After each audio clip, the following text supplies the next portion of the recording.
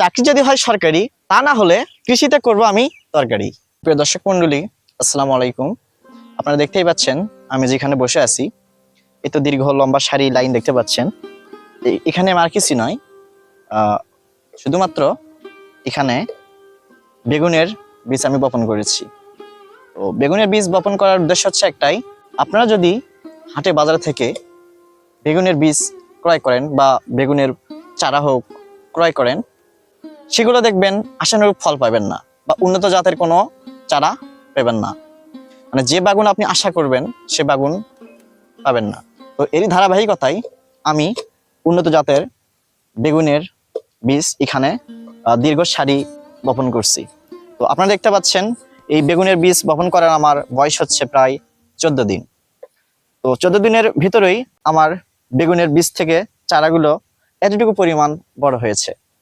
আমি আশা করছি আজ থেকে প্রায় 28 থেকে 30 দিনের মধ্যে আমি এই বেগুনের চারাগুলো এখান থেকে তুলতে পারবো, তুলে আমি যে জমিতে রোপণ করব সেখানে লাগাইতে পারবো।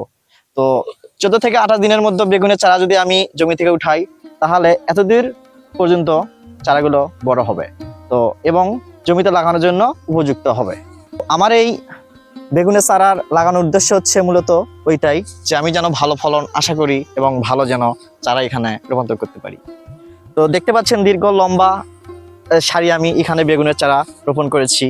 তো এখানে আমি সপ্তাহে 2 থেকে 3 দিন অলরেডি এই যন্ত্র দিয়ে আমি এখানে পানি সেচ করি, যেন চারাগুলো সতেজ থাকে এবং সুস্থ থাকে, ভালো থাকে।